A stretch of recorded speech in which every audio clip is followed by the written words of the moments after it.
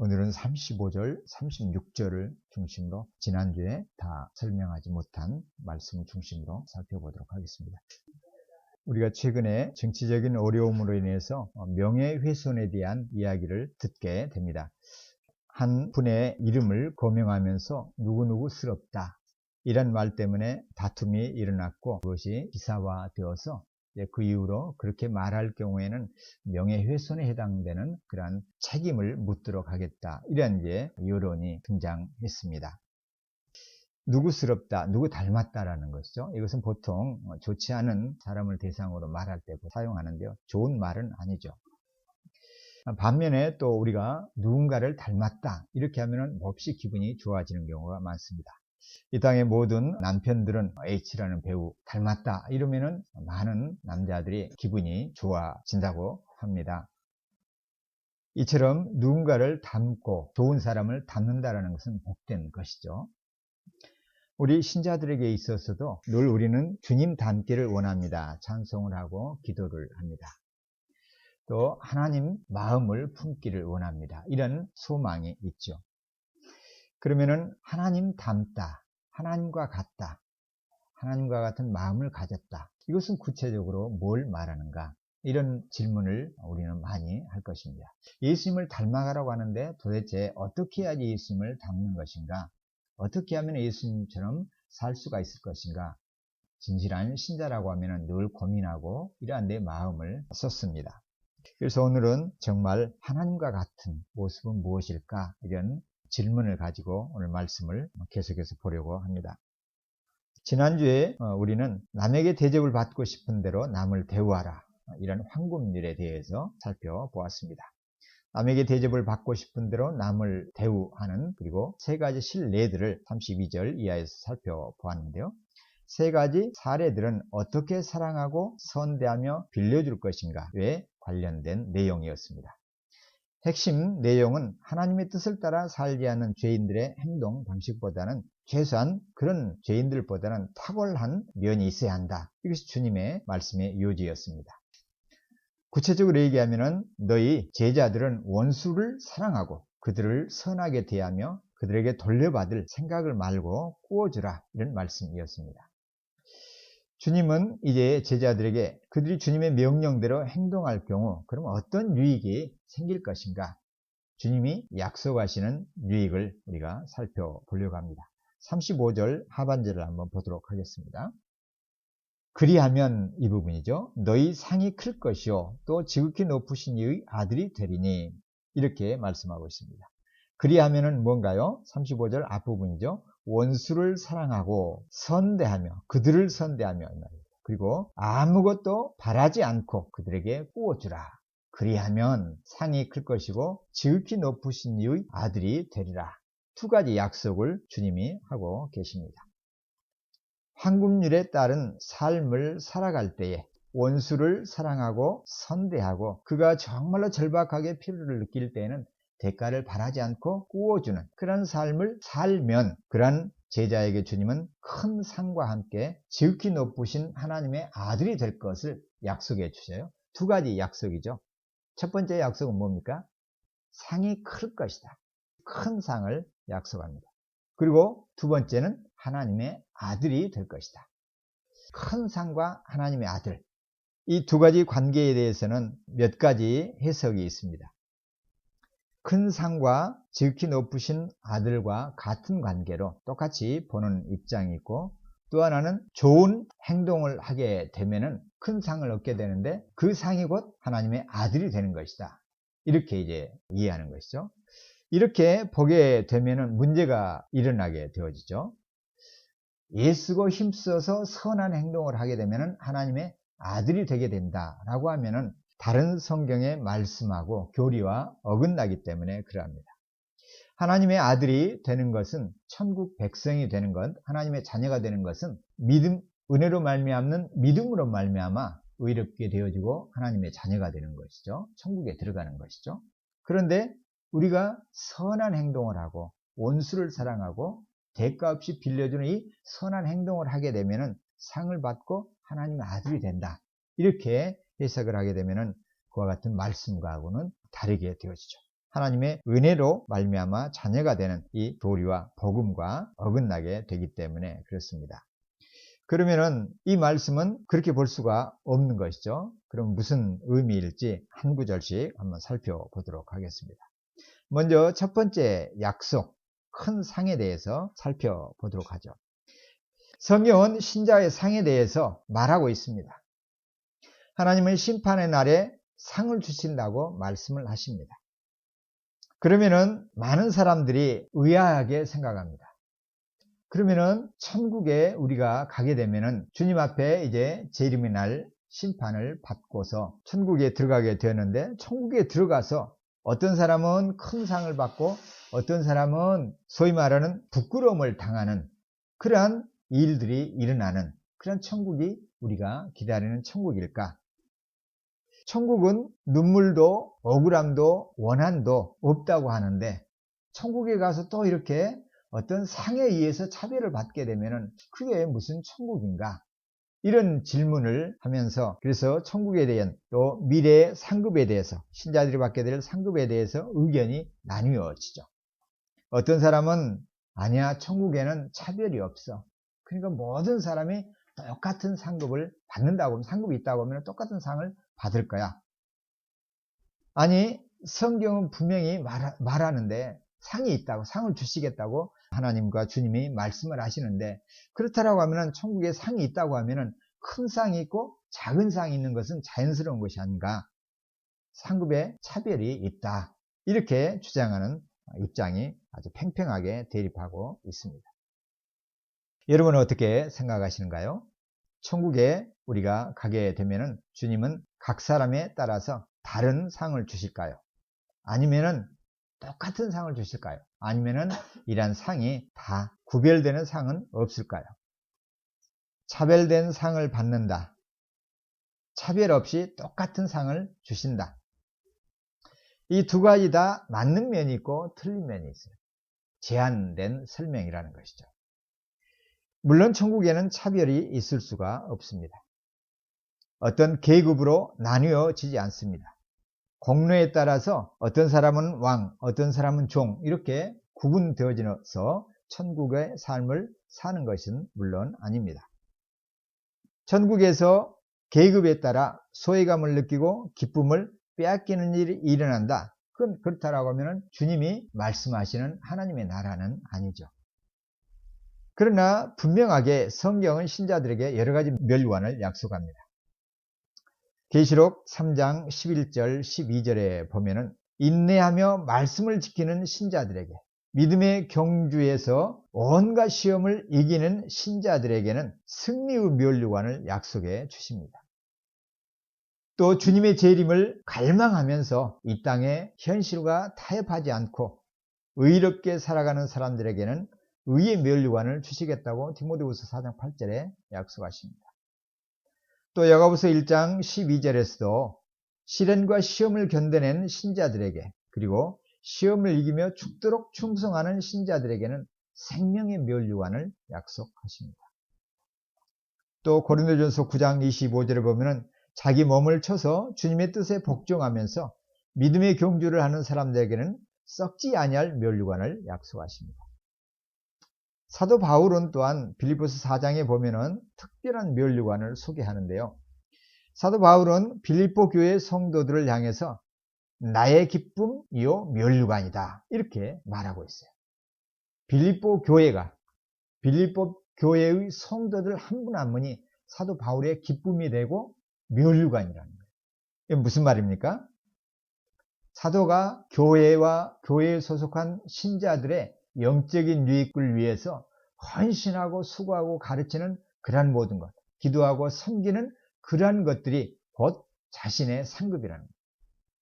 우리가 여기에 있는데 서로를 위해서 기도하고 섬기고 수고하는 것, 그 이유는 여기 앉아있는, 옆에 있는, 앞에 있는 믿음의 형제 한 분 한 분이 뭐라는 거예요? 우리의 면류관이라는 거예요. 그러면은 면류관이 뭘 의미하는지 알겠죠? 하나님께서 피를 값주시고 구속한 믿음의 형제 자매들 한 분 한 분을 위해서 기도하고 섬기고 교회를 위해서 헌신하는 그러한 것들, 그러한 것 하나하나가 면류관이라는 것이죠. 영광스러운 것이라는 거죠. 미래에 하나님 앞에서 받게 될 그런 인정과 칭찬도 있지만 이 땅 위에서 교회 안에서 교회의 공동체를 이루면서 하나님의 나라의 삶을 살아가는 그 삶 자체가 면류관이라는 것이죠. 이런 면에서 하나님의 나라의 현재성과 함께 미래성이 동시에 말씀되어지는 것처럼 이 상급에 대한 것도 현재성과 미래성이 같이 공존하고 있음을 볼 수가 있습니다. 이렇게 면류관을 여러 가지로 말씀해 주시는 것을 보면은 상급이 있음을 알 수가 있죠. 예수님 또한 친히 상급을 가르쳐 주셨습니다. 마태복음 25장 14절 이하에 보면은 달란트 비유를 하고 계세요. 천국에 대한 비유를 달란트를 통해서 가르쳐 주시는데요. 5달란트 맡은 자, 2달란트 맡은 자, 1달란트 맡은 자를 구별하시면서 사람들에게 이렇게 나누어 주죠. 어떤 사람에게는 5달란트를 맡겨주고 어떤 종에게는 2달란트를 주고 또 어떤 종에게는 1달란트를 주면서 먼 나라로 이렇게 떠나가게 되어지죠. 이것은 각 종이 갖고 있는 재능에 따라서 이렇게 나누어 줍니다. 그래서 이 주인이 소유를 종들에게 맡기고 재능에 따라서 맡기고 멀리 떠나가게 되어지죠. 그리고는 이렇게 나누어 줄 때는 뭐 하는 거예요? 달란트를 잘 사용해서 좋은 결실을 맺도록 그렇게 기대하면서 주인이 이제 종들에게 달란트들을 하나하나 이렇게 맡겨 준 것이죠. 그런데 주인이 이제 이렇게 떠난 다음에 종들은 어떻게 합니까?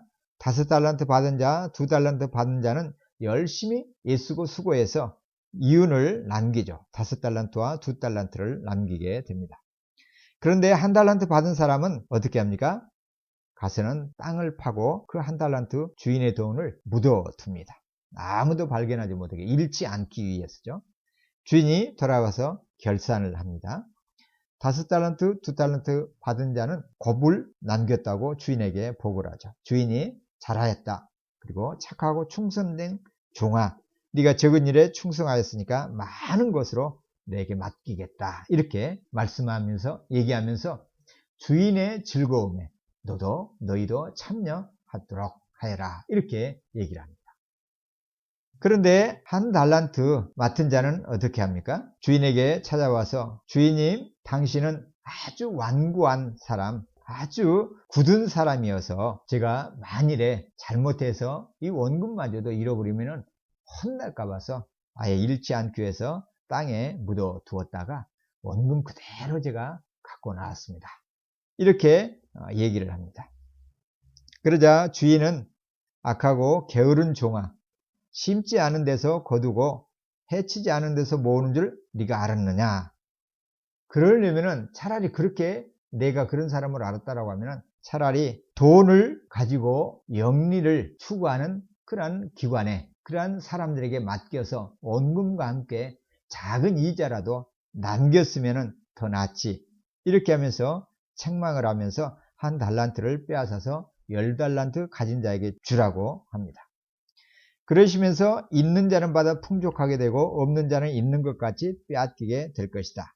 그리고 무익한 종을 바깥 어두운 데 내쫓으라. 거기서 슬피 울며 이를 갈미 있으리라. 이렇게 말씀을 하십니다.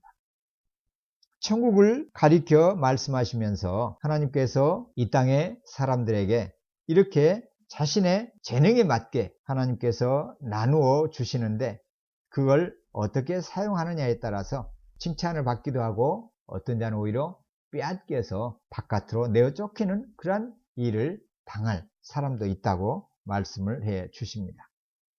그런 다음에 달란트 비유를 하신 다음에 31절 이하에 보면은 이렇게 또 말씀을 하십니다.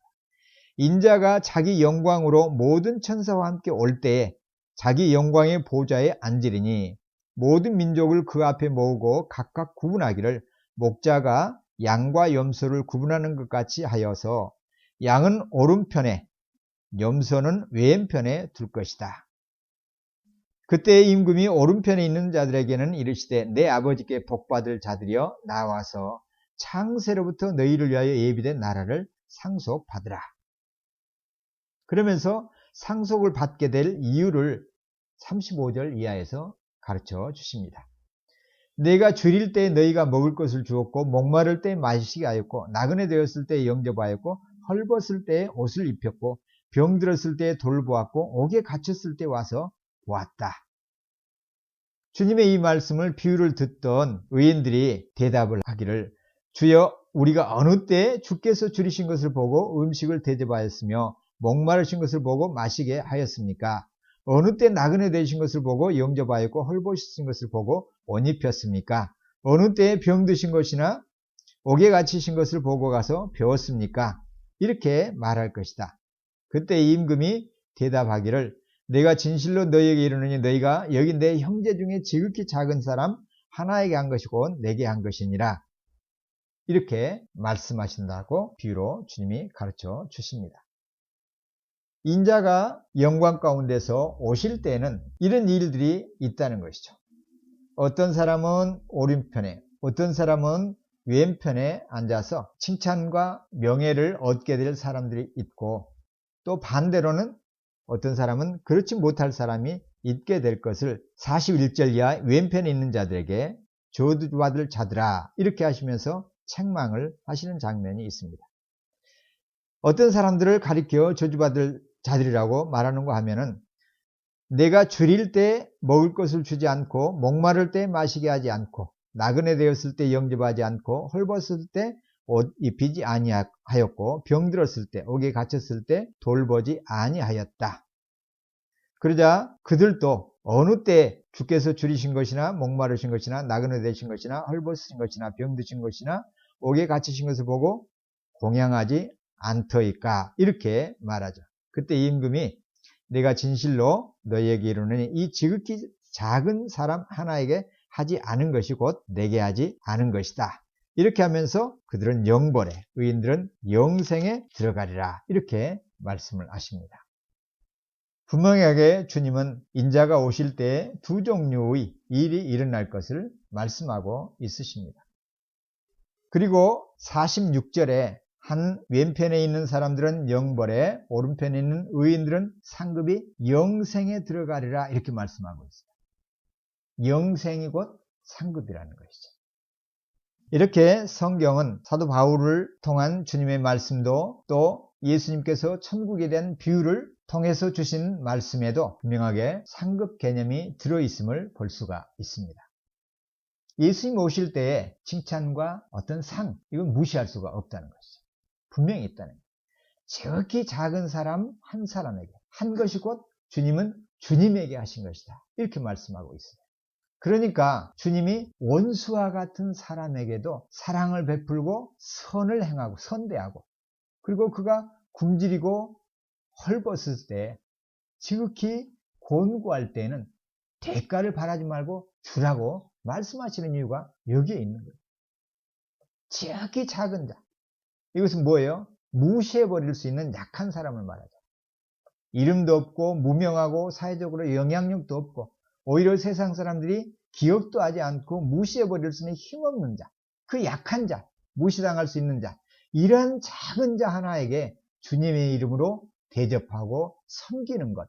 주님은 그러한 사람에게 칭찬하고 상을 주시겠다고 말씀을 하시는 겁니다. 이와 같이 천국을 비유로 하신 말씀 속에서 상에 대한 개념을 주님은 분명하게 말씀을 해 주십니다. 이걸 볼 때 미래에 하나님의 나라에 들어가게 될 하나님의 자녀들, 예수님의 제자들에게는 그들에게 합당한 상이 예비되어 있음을 볼 수가 있죠. 부정할 수가 없죠. 거기에 따라서 주님께서 상을 주시는 것은 분명하다. 이걸 볼 수가 있습니다. 또 달란트 비유를 통해서도 이것을 확인할 수가 있습니다. 그러나 천국의 상은 특별한 면이 있어요.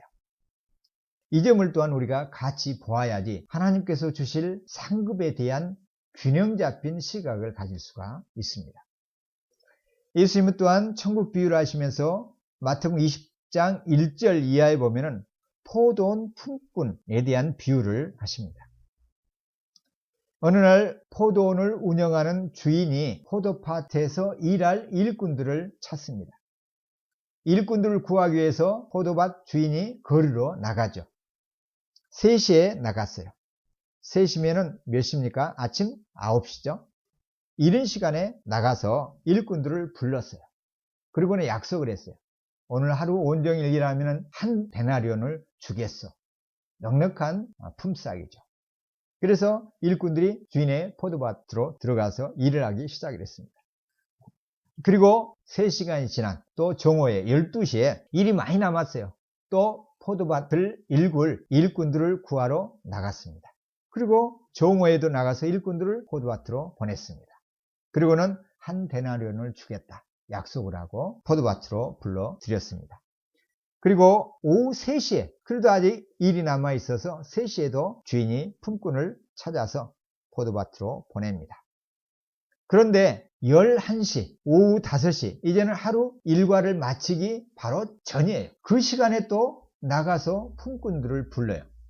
그러고 보니까 이 주인의 마음은 포도밭을 일굴 일에 관심이 있는 것이 아니라 포도밭으로 들여보낼 이 품꾼들의 관심이 있음을 볼 수가 있죠. 1시간이면은 일 얼마, 그건 내일 해도 되는 거고 안 해도 되는 거잖아요. 그런데 그 시간에 나가서 보니까 노는 사람들이 있는 거예요. 그래서 왜 놀고 있느냐?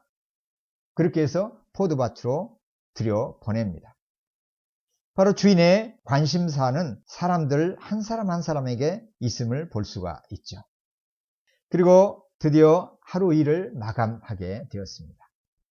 그래서 주인이 청지기를 불러서 이제 하루 일과를 마친 일꾼들을 불러 모아놓고 정산을 하기 시작합니다.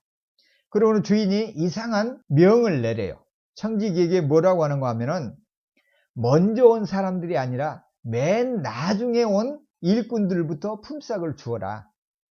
그러니까 오후 5시, 11시에 온 사람, 그래서는 1시간밖에 일을 안 한 거예요. 한낮에 뜨거운 태양을 다 피하고 널널하게 아주 시원한 그때 일을 마친 그 사람들부터 품삯을 주라는 거예요. 근데 더 놀라운 것은 뭐예요? 그 사람들에게도 한 데나리온을 주라는 거예요. 1시간밖에 일을 하지 않는 사람, 그런 사람에게도 하루 종일 일하는 사람과 똑같이 품삯을 주라고 합니다. 그래서 청지기는 주인의 명령대로 품꾼들을 불러들이고는 맨 나중에 11시에 온 사람부터 품삯을 나눠주기 시작합니다. 이제 3시에 온 사람, 6시에 온 사람, 9시에 온 사람, 이렇게 여러 종류 사람들이 이제 보고 있죠. 보니까 저 사람은 맨 나중에 좀 전에 온 사람이에요. 이 사람은 이제 돈이 얼마 안 되니까 이 사람부터 주는가 보구나. 눈여겨보고 있는데 청지기가 한 데나리온을 주고 있는 거예요. 그래서 옆에서 구경하던 이 일꾼들은 속으로 쾌재를 부르죠. 야, 저 사람이 1시간 일하고 한 데나리온을 받았으면 9시에 온 사람은 나는 3데나리온을 최소한 받을 수가 있겠네. 아니, 더울 때 일했으니까 더 줄 수도 있겠네. 그 기대를 하고 손을 내미는데 한 데나리온. 정오에 온 사람은 6데나리온을 받겠네 생각을 했는데 또 한 데나리온. 아침 일찍 온 사람도 하루 종일 일했으니까 기대를 했는데 한 데나리온. 모두가 다 이렇게 주자. 이제 그들 가운데 불평, 원망이 터져 나옵니다. 아니, 겨우 해질 무렵에 와서 1시간 일한 사람에게 한 데나리온 주면서 왜 우리에게는 이렇게 한 데나리온밖에 주질 않습니까? 이렇게 원망을 하기 시작합니다. 그러자 그때 주인이 뭐라고 합니까? 내가 너희에게 약속한 대로 내가 주었다. 한 데나리온씩 다 주었다. 내 것을 가지고 내가 내 뜻대로 선한 행동을 하는데 왜 나를 악하게 보느냐? 이렇게 꾸짖습니다. 자, 이 부분도 달란트 비유하고 비슷해요. 달란트 비유에서 한 달란트 받은 자가 어떻게 했어요?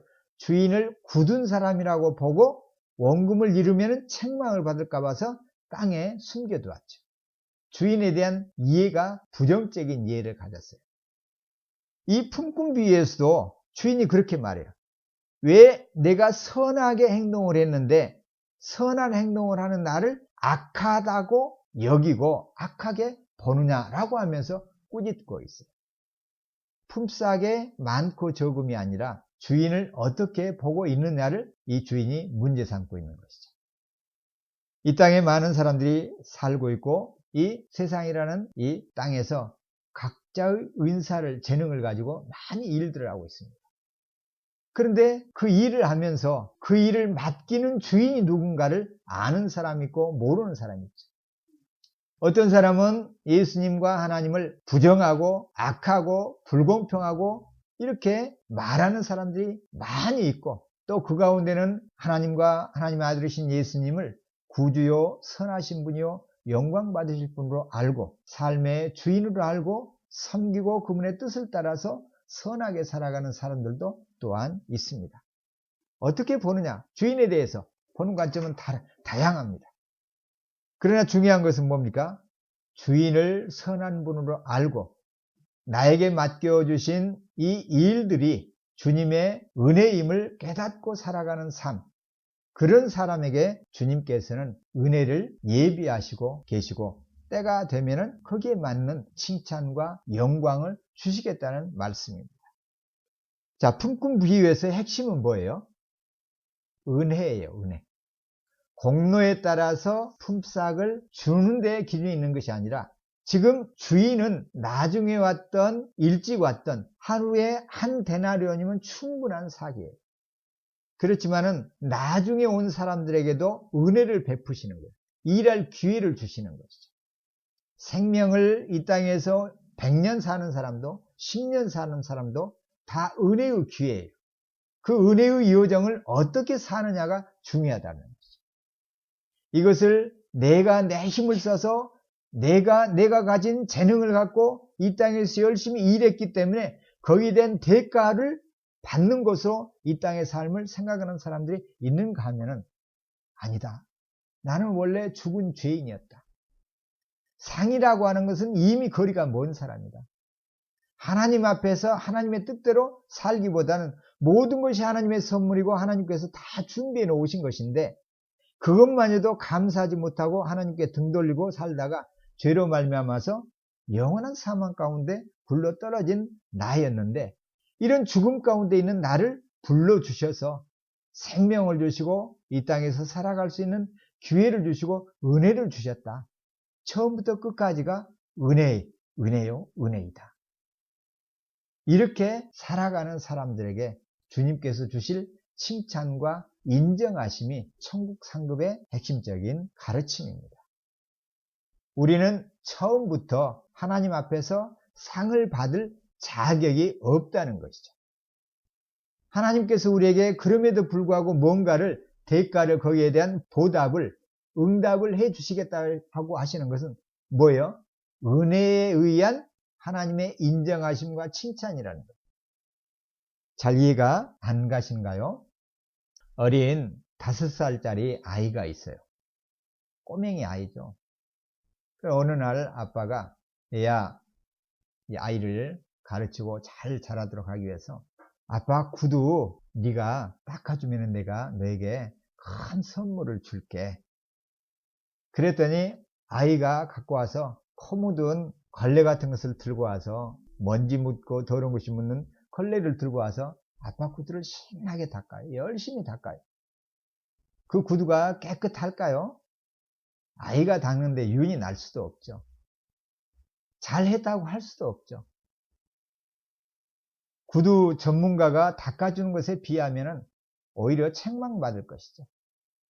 그런데 그 모습을 본 아빠는 그 5살짜리 아기가 땀 흘리면서 애써 닦는 그 모습 자체가 너무너무 기쁘죠. 대견스러운 것이죠. 그런 아이에게 얘야 너 이놈 이걸 구두라고 닦니? 코라고 닦니? 이렇게 얘기하는 아빠는 없죠.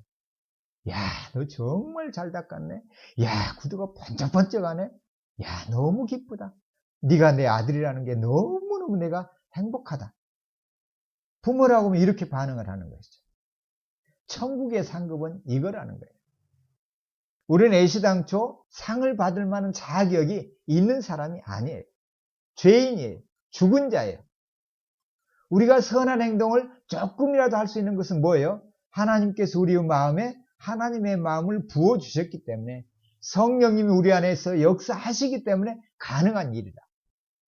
우리가 어떻게 원수를 사랑할 수가 있어요? 불가능해요.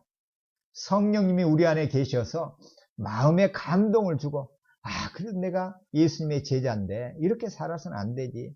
하나님은 원수까지도 사랑하시고 나 같은 죄인을 위해서 십자가상에서 돌아가 죽으셨는데, 죄인이 나를 위해서 죽으셨는데, 아무 가치 없는 무가치한 자, 죽어 마땅한 자, 멸망당에 마땅한 자, 아니 이미 죽었던 나를 위해서 죽음을 일부러 당하셨는데, 내가 뭘 하고 하나님 앞에서 인정받고 상 받을 것이 뭐가 있겠는가?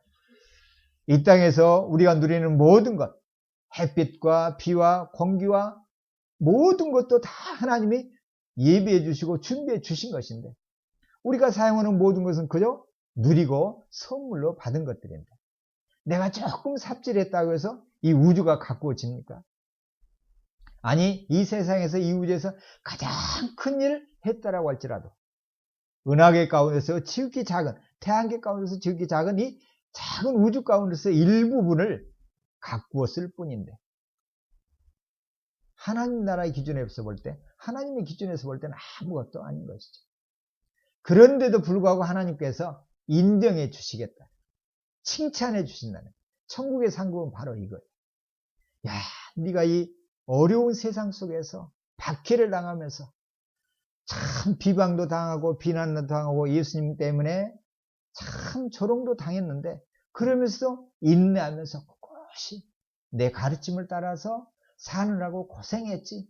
내가 네 마음을 알아. 작은 소자에게 선물하고 담례하고 섬겼던 그걸 내가 다 알고 있어. 얼마나 수고가 많았니. 이렇게 높이 쳐주는 거예요, 천국 상급이라는 것은. 하나님의 인정하심이라고요. 하나님께서 칭찬해 주는 것은, 야, 네가 잘했다. 하나님의 기준이 아니라 이 땅의 기준에서, 우리의 입장에서 인정해 주시고 칭찬해 주시는 것을 상급으로 우리는 말하고 있는 것이죠. 그래서 예수님은 이 땅에서 삶의 원리를 가르치시면서 이렇게 말씀해 주시죠. 종의 모습으로 섬기는 자가 천국에서는 크다, 이렇게 말씀하십니다. 오른손이 하는 일을 왼손이 모르게 하라. 구제하려거든 은밀하게 하고, 기도하려거든 외식하지 말고 골방에 들어가 문을 걸어 잠그고 은밀한 가운데 하라. 하나님 나라의 원리예요. 세상은 그런데 그렇지 않죠. 알리고 칭찬받기를 원하고, 조금만 뭐 잘한 거 있으면 많은 상을 받으려고 하고, 이게 세상의 원리예요. 이름을 내고 광고를 하고 홍보를 하고 언론에서 뭔가 다뤄주면 좋아하고, 이 세상의 방식하고 예수님이 기대하시고 요구하시는 방식은 전혀 반대예요. 그런데 우리 그리스도인들이 상급을 얻기 위해서 이 땅에서 열심히 뭔가를 섬기고 봉사한다? 처음부터 이것은 잘못된 동기이고 잘못된 방법이죠. 오히려 예수님의 제자인 우리는 가장 큰 상, 하나님의 자녀라는 상, 영생이라는 상을 이미 받았기 때문에, 그것 때문에 또 하나님의 은혜 때문에, 하나님의 그 큰 사랑 때문에 봉사하고 헌신적인 삶을 살아가는 겁니다. 달라요. 세상은 뭔가를 인정받고 나의 헌신과 수고를 통해서 뭔가 대가를 바라기 위해서 열심히 뭘 하지만은, 신자는 그렇지 않다. 이미 가장 큰 것을 이미 받았기 때문에 그저 감사해서 행복해서 섬기고 나누어주고 봉사하고 그러는 것이죠. 이것이 주님께서 지극히 작은 자에게 하는 것을 칭찬하시고 큰 것으로 여겨주시는 하나님의 방식입니다. 주님은 의인을 부르러 오신 것이 아니라 죄인을 부르러 오셨다고 하시죠. 의인을 부르러 오셨다라고 하면 한 사람도 주인의 부르심에 선택받을 사람은 없습니다. 이렇게 천국의 삶, 예수님의 삶의 방식은 이 땅의 삶의 방식하고 완전히 다릅니다. 그렇지만 상급을 우리가 기대하지 말라, 이건 아니죠. 고린도서 15장 58절에서도 그러므로 내 사랑하는 형제들아 견실하며 흔들지 말고 항상 주의 일에 더욱 힘쓰는 자들이 되라, 이렇게 말씀을 하시죠. 또 오늘 주보에서도 상에 대한 몇 가지 내용들이 있죠. 히브리서 11장 6절에서도 믿음이 없이는 하나님을 기쁘시게 하지 못하나니 하나님께 나아가는 자는 반드시 그가 계신 것과 또한 그가 자기를 찾는 자들에게 상 주시는 이심을 믿어야 할지니라. 갈라디아서 6장 9절에서도 우리가 선을 행하되 낙심하지 말지니 포기하지 아니하면 때가 이름에 거둘 것이다. 계시록 22장 12절에서 내가 속히 오리니 내가 줄 상이 내게 있어 각 사람에게 행한 대로 갚아주리라. 이렇게 말씀을 하십니다. 그러나 상을 바라는 그 기준이 세상과는 다르다는 것이죠. 세상은 힘을 가지고 큰 일을 사람에게 영예와 상을 주고 강력한 권력을 가지고 세상을 정복하고 군주를 칭송하지만 예수님은 지금 가난한 사람이, 지금 울고 있는 사람들이 인자로 말미암아서 사람들에게 미움을 당하고 배척을 당하고 욕을 당하고 오히려 너희는 악한 사람이다라고 버림을 당하는 사람에게 주님은 복되다 이렇게 말씀을 하십니다. 종의 도를 실행하기 위해서 섬기고 희생을 하는 사람, 쓸모없고 무력해 보이는 병자들과 약자들을 위해서 돕는 사람, 강도를 만난 이방인 사마리아인을 향해서 선하다 이렇게 말씀하십니다. 그래서 골로새 3장 23절에서도 무슨 일을 하든지 마음을 다하여 주께 하듯 하고 사람에게 하듯 하지 말라. 이는 기업의 상을 주께 받을 줄 아나니 너희는 주 그리스도를 섬기기 때문이다. 이렇게 말씀을 하십니다. 모든 사람, 모든 환경 속에서 우리가 착하게 선하게 하는 것은 그 섬김이 곧 주님을 섬기는 것이고 주님의 뜻을 순종하는 것이기 때문에 그러합니다. 이제 두 번째 약속입니다. 이런 사람들에게 주님은 지극히 높으신 하나님의 아들이 될 것이라고 말씀을 하십니다. 결론적으로 이 말씀은 이렇게 선한 행동을 하게 되면 아들이 된다는 말씀이 아닙니다. 하나님의 아들은 뭘로 표시하는가? 서론에서 하나님 닮았다, 예수님처럼 산다, 예수님 닮았다는 곧 뭘 말한다? 예수님의 성품, 하나님의 성품대로 사는 것을 말하는 거예요. 하나님의 아들이다. 이것은 하나님의 아들다움을 삶을 통해서 드러내 보인다는 것이죠. 그래서 지극히 높으신 하나님의 아들이 된다. 이런 사람들에게는 거꾸로 얘기하면 하나님의 아들은 이렇게 선한 삶을 산다. 이걸 말하는 거예요.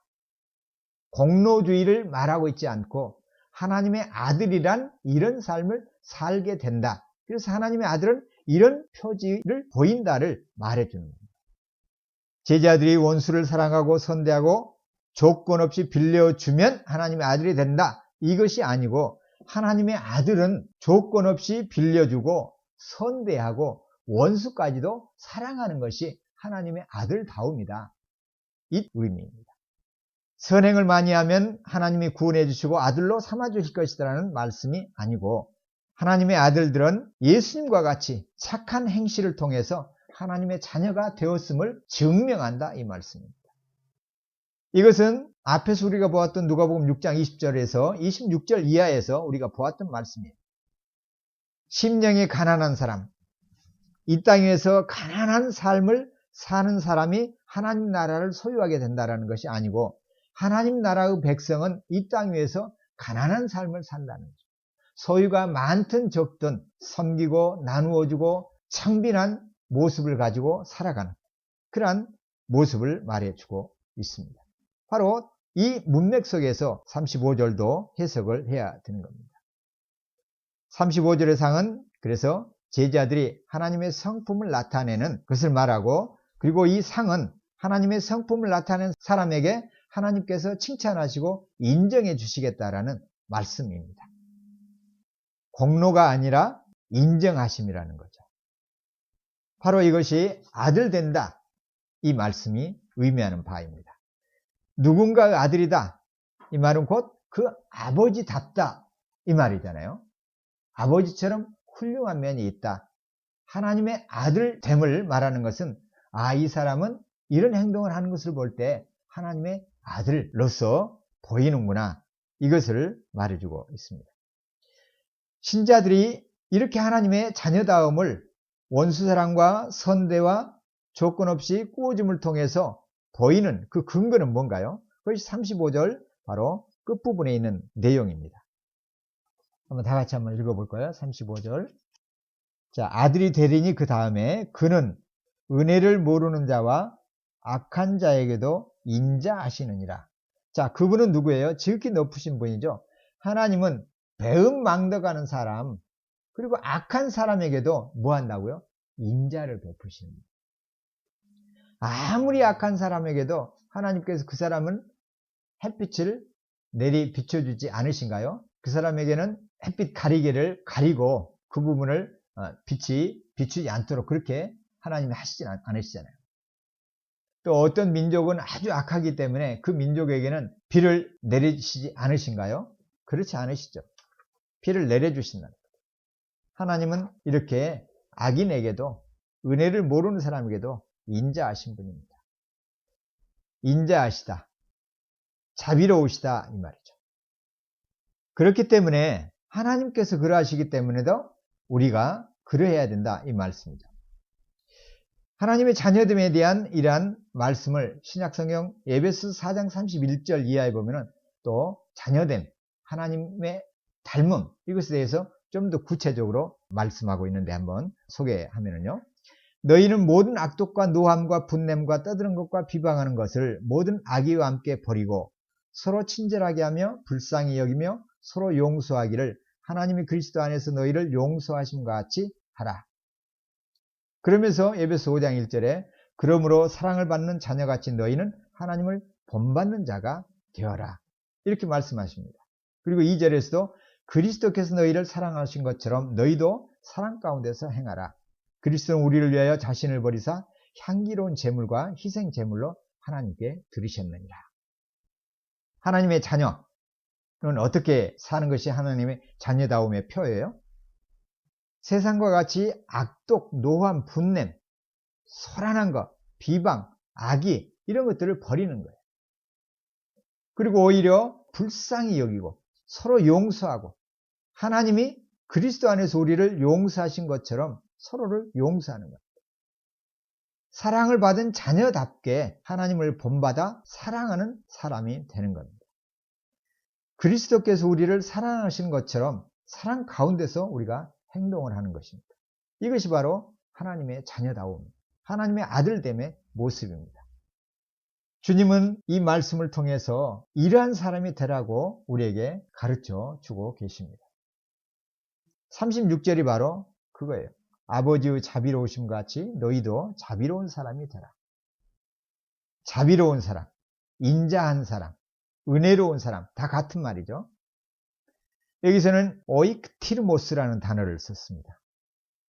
자비롭다. 하나님의 호의를 말하죠. 하나님의 은혜, 다른 말로 하면 하나님께서 긍휼히 여기시는 것. 그러니까 불쌍히 여기는 마음을 자비, 하나님의 긍휼을 말하죠. 잘한 것이 있어서 선대해 주는 것이 아니라 악하고 감사조차도 모르고 은혜도 모르는 그런 배은망덕한 상황 가운데 있는 사람에게도 하나님께서는 자비를 베푸신다는 것이죠. 이런 자비로움을 우리 신자들도 예수님의 제자들도 그런 삶을 살라고 주님께서 가르쳐주고 계십니다. 그런데 마태복음 5장 48절에서는 아버지의 자비로우심과 같이 너희도 자비로운 자가 되라. 이 말씀과 같은 내용을 마태복음 5장 48절에서는 하늘에 계신 너희 아버지가 온전하신 것 같이 너희도 온전해야 한다. 이렇게 말씀을 하고 있습니다. perfect, 텔레로이스라는 말을 여기서 쓰고 있어요. 온전함, 완전함. 이 말은 온전히 성숙함, 완벽함, 완전하다는 의미예요. 자비로움과 완전함, 온전함 사이에 무슨 관계가 있을까요? 똑같은 내용을 가지고 결론을 누가복음은 자비로움으로 말하고 있고 자비로운 사람이 되라.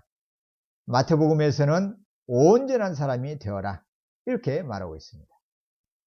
이 둘 사이에는 관계가 있어요. 예수 그리스도의 자비, 하나님의 너그러우심, 은혜로우심을 나타내 보이는 사람이 성숙한 신자라는 거예요. 그런 사람이 온전하다는 거예요. 그래서 마태복음에서는 온전하다라는 표현은 너그러움, 하나님과 같이 그 자비로움을 넉넉하게 온전히 나타내 보이는 행동을 하는 그 제자가 바로 온전하다 이렇게 말하고 있는 거죠. 둘은 서로 연결돼요. 중요한 것은 뭡니까? 예수님의 제자는 세상 사람들과 다르게 어떠한 환경에서도 어떠한 사람을 만나더라도 하나님과 같이 자비로운 마음을, 은혜로운 마음을, 관용의 마음을, 긍휼의 마음을 가지라는 것이죠. 사실 이건 쉽지가 않죠. 나를 괴롭히고 비방하고 뒤에서 욕하고 심지어는 앞에서 냉대하고 박하게 구는 사람들을 향해서, 뒤통수를 치는 사람들을 향해서, 또 그렇게 애정을 쏟아붓고 섬기고 나누어 주는데도 불구하고 배은망덕한 사람을 향해서도 하나님과 같이 너그러우라, 은혜로우라, 자비로우라, 이렇게 주님이 말씀하셔요. 이런 사람이 누구다? 하나님의 아들이다, 하나님의 자녀다, 주님의 제자다라는 거예요. 그래서 우리가 어떻게 하면 예수님처럼 살까? 어떻게 하면 하나님의 성품처럼 이 땅에서 살까? 어떻게 예수님의 제자로서 예수님의 모습을 닮아갈까? 그 핵심은 뭐라고요? 너그러움에 있다는 거예요. 긍휼함에 있는 거예요. 불쌍히 여기는 마음에 있습니다. 모르니까 그렇지. 아직 미성숙하니까 그렇지. 아직은 부족하니까 이 정도밖에 행동을 못하는 거지. 하나님의 마음을 갖고 너그럽게 품고 이해하고 아량을 베푸는 마음, 이 너그러움, 자비로운 마음을 갖는 것, 이것이 바로 주님께서 지금 요구하시는 신자의 수준입니다. 36절에 이겁니다. 하나님 아버지의 자비로우심과 같이 너희도 자비로운 사람이 되라. 너희도 자비로운 사람이 되라. 예수님이 지금 제자들, 12제자들과 무리들이 몰려 앞에 와 있는 그런 상황 속에서 제자들을 향해서 이렇게 말씀하십니다. 하나님처럼 너희도 자비로운 사람이 되어라. 하나님께서 너희에게 어떤 자비를 베풀었느냐? 죄인인 너희가 아직 죄인 되었을 때 그리스도께서 십자가에서 달리심으로 하나님께서는 사랑을 너희에게 보여주셨고, 그래서 성령 안에서 너희에게 그리스도의 사랑을, 하나님의 사랑을 부어주셨다. 그러니까 그 큰 은혜와 사랑을 입은 너희 자녀들, 너희 제자들은 하나님과 같이 자비로운 사람이 되라고 주님이 말씀하십니다. 어떻게 하면 예수님을 닮을까요? 자비로운 사람이 되는 것, 너그러운 삶을 사는 것, 넉넉한 마음을 품는 것, 긍휼심을 갖고 자비를 베푸는 사람, 사랑을 베푸는 사람, 심지어는 원수와 같은 사람에게도 사랑하고 그 원수가에게도 선대하며 그 원수가 줄이고 굶주릴 때에 너그럽게 구워주고 주는 사람, 그런 행동을 이 땅에서 보이는 사람이 하나님의 자녀라는 것이죠. 하나님의 자녀는 마땅히 이렇게 살아야 한다는 거예요. 그런 사람에게 하나님께서는 그 삶을 어린아이와 같은 행동을 아버지가 칭찬하듯이 그런 제자들을, 그런 자녀들을 하나님께서는 기뻐하시고 인정하시고 칭찬해 주신다는 거예요. 얼마나 기뻐하시겠어요. 이 녀석이 옛날에는 나도 모르고 배은망덕하고 죄 가운데 살다가 이제 그 사망에서 건져 주었더니 은혜를 알고 작은 자에게 냉수 한 그릇도 넘겨주려고 하고 뭔가 주려고 하고 섬기려고 하고 높아지려는 마음이 아니라 비밀리에 뭔가를 나누어 주기를 원하고 이런 삶을 사네? 그럴 때 하늘 아버지가 얼마나 즐거워 하시겠습니까? 우리 다사랑교회와 여기에는 우리 모두가 다 그러한 마음을 갖고 지극히 작은 자에게도 보이지 않는 가운데서 오른손이 하는 것을 왼손이 모르게 은밀한 가운데서 종의 모습으로 섬기고 나누어주고 구워주고 베푸고 섬기는 그러한 삶을 살기를 바랍니다. 세상은 인정해 주질 않아요. 세상에서 인정받으려고 하면 안 돼요. 그저 그렇게 살 때 하나님께서 그 마음 가운데 복을 주시고 기쁨을 주시고 은혜와 평강을 주고 알 수 없는 하늘의 풍성함으로 충만하게 하는 거예요. 이런 삶을 우리가 살아가기를 바랍니다.